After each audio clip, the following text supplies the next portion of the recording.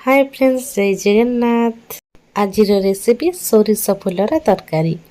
यही सोरिष फुल तरकारी प्रथम थर पर करुच्ची आ बहुत टेस्ट होता। आपण मैंने किए जानी किए जानी भी नथिबे, बनईकी देखो केते सुंदर लगुच कहे। एबे आमे सोरिष फुल को बाछिकी रखीछु। मसला पाई जीरा, सोरिष, पियाज, सुखिला लंका, रसुन को नहींछु। एबे आमे मसला बाटी देइछु। एबे आमे गोटे कढ़ाई तेल गरम करबा। तेल गरम हो गला पर तादरे आमे फुटण पकेइबा आ आलू को पकेइदबा। आलू किछि समय भाजीबा। देखंतु आलू हमर पूरा भाजी के लाल हो जाइछि। एबे आदरे आमे मसला दे दबा। मसला रे आमे लंका गुंड, लूण और हल्दी गुंड को पकई गोलेइबा आ किछि पानी दे दबा। जेमिति आलू सिझी जिवो तादरे आमे फुल पकई दबा आ लास्ट को रसुन छेचिके आ किछि बड़ी को पकई कि तरकारी को ओल्हेइ दबा। आपण माने बनइबे, खाइबे, केमि लागला कमेंट करि कहिबे। जदि भलो लागला हम चैनल को सब्सक्राइब करिवे। रहिले जय जगन्नाथ।